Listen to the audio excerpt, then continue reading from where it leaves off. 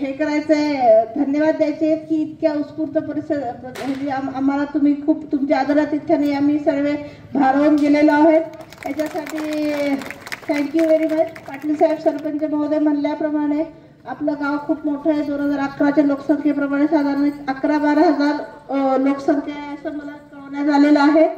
आता साधारण आपण 2025 मध्ये असल्यामुळे साधारण एक 13-14 हजार आहे असं अपेक्षित करतो। तरी एवढी सगळी लोकसंख्या मोठी असून पण आपण या अभियानामध्ये सहभागी झालात उत्स्फूर्तपणे आणि तुमचा 100% तुम्ही प्रयत्न केलेला आहे की या गावाला द्यायचं। तर आता ह्याच्यामुळे मी तुमचे सगळ्यांचे धन्यवाद मानते।